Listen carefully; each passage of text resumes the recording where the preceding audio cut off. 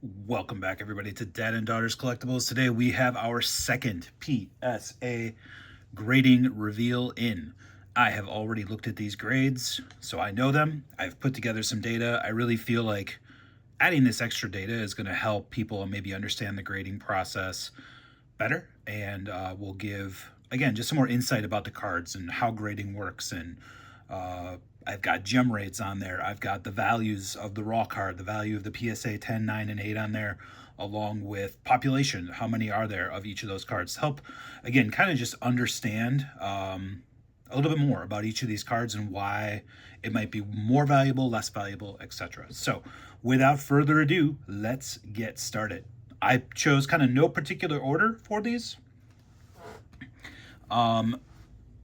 We went 4 for 4 on Gem Mint 10s last time. Spoiler alert, we did not go 7 for 7, so you will see some non-10s in here. But that is okay, because part of this grading submission was a learning process, trying to figure out if, you being ultra meticulous probably will, I was never going to be 100% forever, but would have given me a higher rate overall. I kind of want to find that happy medium somewhere around the 70 to 80% mark overall. And in order to do that, you got to have some misses to learn along the way. So let's get started and see where we are at. So the first card I am going to reveal here is a Caitlin Clark WNBA Select base. So this is not a silver, no parallel, just the base card from Select. The raw of this is about $20. If it's a 10, it'll go up to about $80. The PSA 9 is about $25. And again, these prices are approximate. I think you could probably find some sales about $30 for that. You might see some in the low 20s. PSA 8 is about $20. There are 2,920 PSA 10, so that's a lot, right? So that's why there's at a premium on this one. I'll show you the Prism later with some different data. 1,534 nines, 132 eights.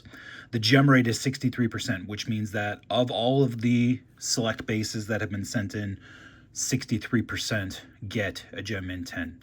Were we part of that 63%? No, we were a 9. So again, a learning process. I thought the edges, and you can maybe see it there a little bit, looked a little not bad, but like, and I've looked at other PSA 10s of this card, and they will have like the edges won't be perfectly clean. I'm guessing that's what probably cost this one. The centering was pretty good on it. With that said, I'm not disappointed with this. Yes, we lost a little bit of money, but it's not all about money. And again, it's part of the learning process. And now I have a 9 that I can kind of keep in the collection and compare in the future for grading as well. So starting out, PSA 9, WNBA Select, Caitlin Clark. All right, this one is Ryland's card. This is the Michael Penix Optic Preview Red Wave. We opened this in the only Donruss Mega Box we could find, along with a pink Jaden Daniels. The pink Jaden Daniels I did not think was going to grade a 10, so we sold that. This one I think would. Now, people talk about population control, about PSA won't give cards 10s because they want to keep the population down. Well, let's take a look at this card. Raw, this is about a $30 card. PSA 10 is about $120, 9 is about $35, 8 is about $20. 359 of these graded a PSA 10, 50 graded a 9, 13 graded an 8.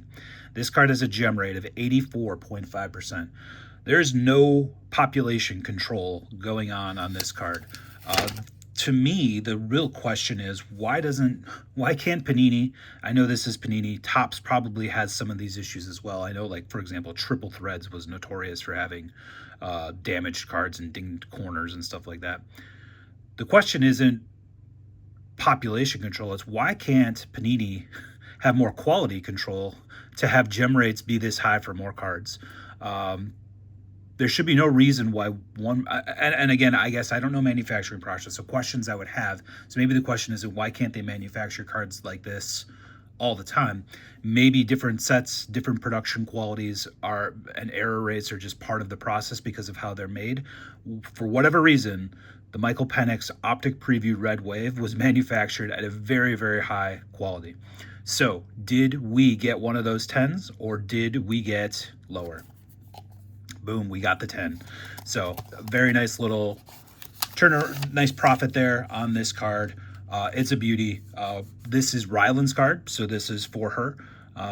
She, it's funny. The kids were struggling. She was struggling early on when we were opening, and she just was not hitting any cards for herself. She ended up we opened a Donruss mega box, and I gave her this for that because, as a kid, how do you keep a kid excited when they can't open anything good? So I gave her this, and now she's red hot. I should have, in retrospect, maybe never given it to her because she's ultra hot right now. She's been opening all of our best cards lately for the most part. So very nice Michael Penix Gem Mint 10 for us. Okay, so this is Caitlin Clark Prism Draft Picks All-American Subset, the Blue Wave to 249. The raw on this is around $80. The PSA 10 is $210.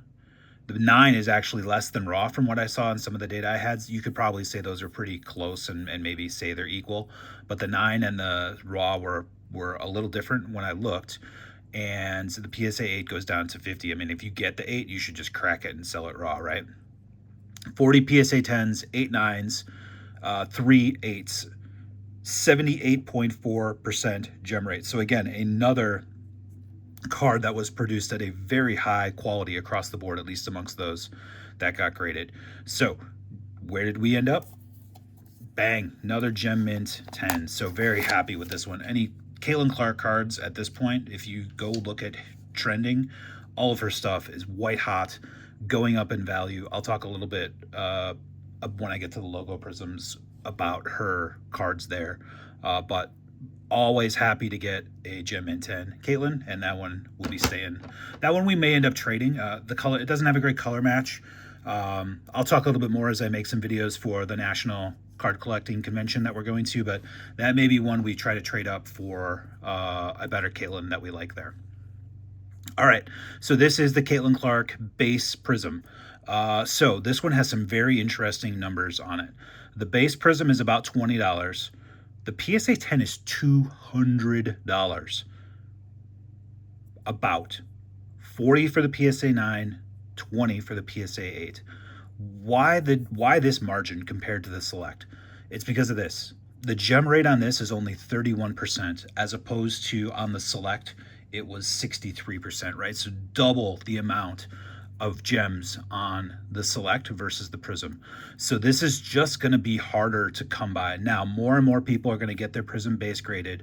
And even at a 30% gem rate, this number is going to lag behind the PSA 9. And so this one probably will come down from 200, maybe into the 150, 125 range. But this is always going to be a fairly valuable PSA 10 because it was not manufactured all that well, apparently, because the gem rate's only 31%. So let's see how, so yeah, you can see the population reports here, 459, 739 for the 9. Again, far more 9s and 8s than 10s. And we got a 9. So this was the very best Caitlin Clark Prism we opened, and that's why I got it graded. Again, this was a little bit just to learn. This is the best. So the best we opened was a 9. I have 3 more of these and 3 more of the variations. All of them have worse centering or some other issue on them. So it's kind of like, I've probably opened 10 of her base rookies, and the best one I opened was a 9, which tells you a lot about the quality of the base cards produced as part of the Prism base set. All right, Rakia Jackson. So this again was another example of, this was the best silver Prism rookie we opened. If you look at all the WNBA Prism we opened, we had some good runs. The logo prisms were awesome for us. But if you look at the rest of what we opened, we really whiffed pretty hard. We didn't get a Angel Reese silver prism. We didn't get a Cameron Brink silver prism. We certainly didn't get a Caitlin Clark. Would have loved to get one of those amongst the probably 20 blasters we opened, 25 blasters plus all the hangers. But we just didn't do it. Not a lot of these have been graded. But again, why is there a premium even if you on this one along with the Caitlin Clark is because look at this gem rate, 20.8%. Low sample size, so this could change over time. I didn't look at the Caitlin Clark one, but I'm guessing it's going to be the same in that 20 to 30% range, which is why her silver prism in a 10 is also very high. This is the Rakia Jackson, $5 raw, about $80 in the PSA 10, 20 in the PSA 9, 10 in the PSA 8, 5 10s, 9 9s, 6 8s. And we also got a 9. So again, this was the best silver I opened, and the best I could do was a 9 this year, which again talks a little bit about that quality control and production control at Panini. So we have, excuse me. So we have so far 2 10s, 3 9s. Let's see how we finish. So these were the Dick's exclusive logo prisms. I have one Caitlin Clark that is currently off getting graded, and that is the one I talked about in a previous video where I think it's only a 9, but I do think it's worth getting graded at the 9.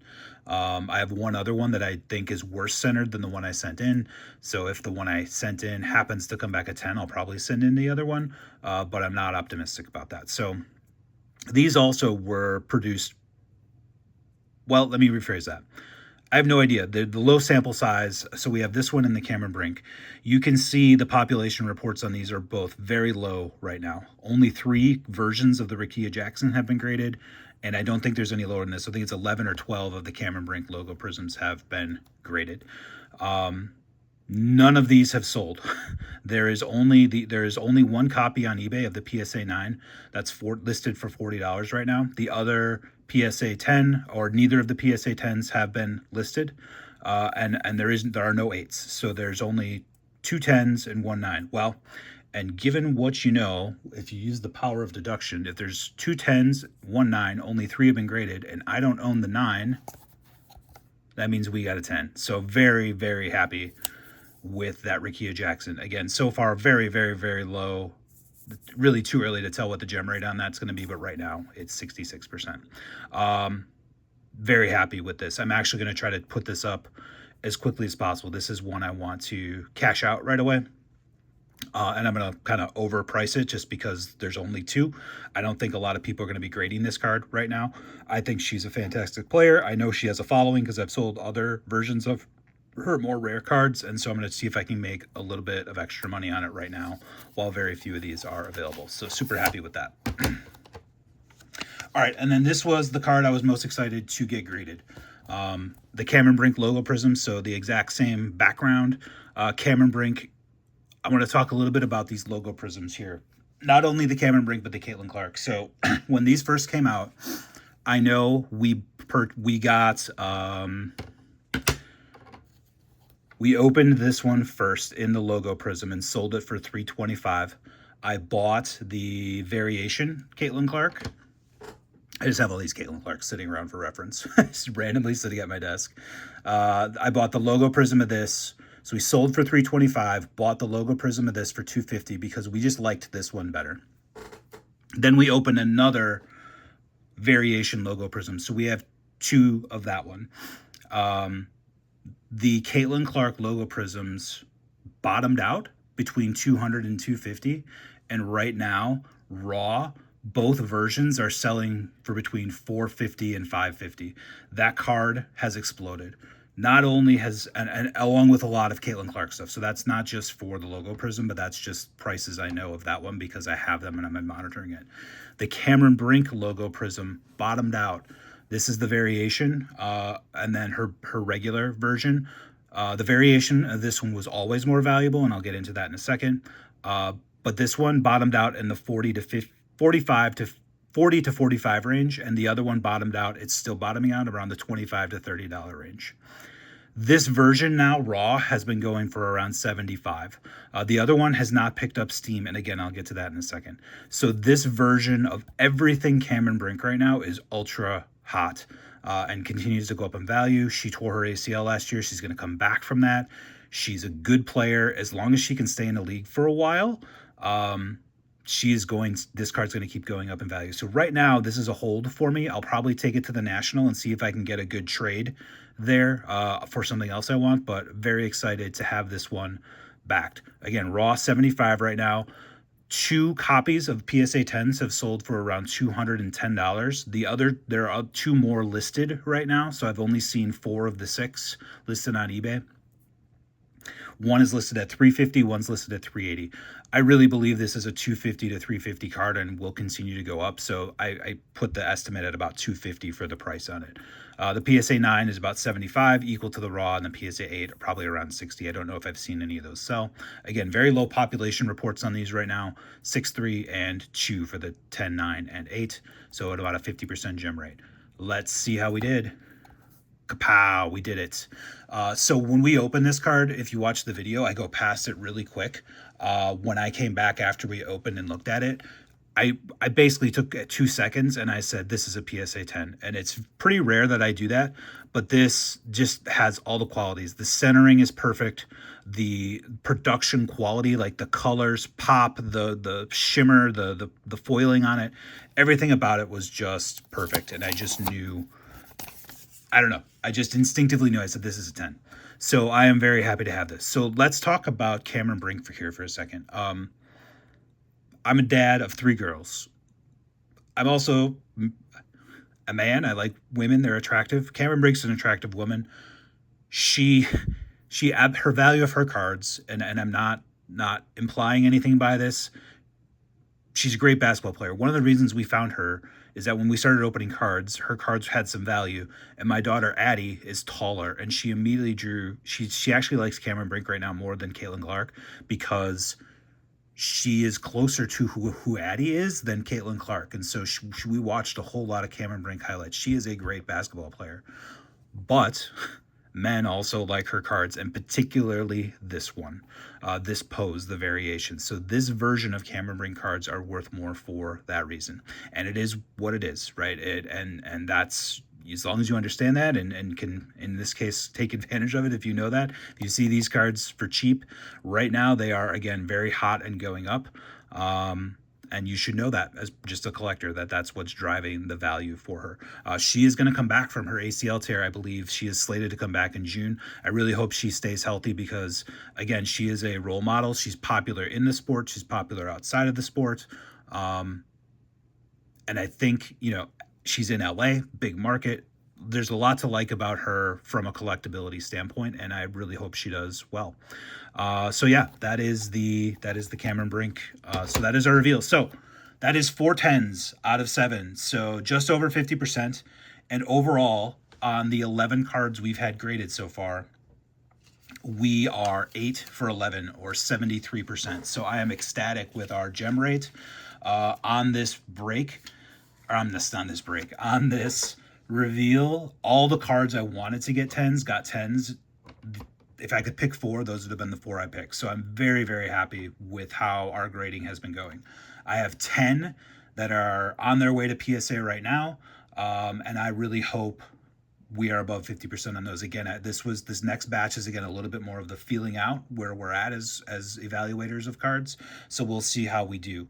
The other thing I want to note on this return, these went out, I believe, April 7th, which was the exact same day PSA said they were going to have 65-day returns starting.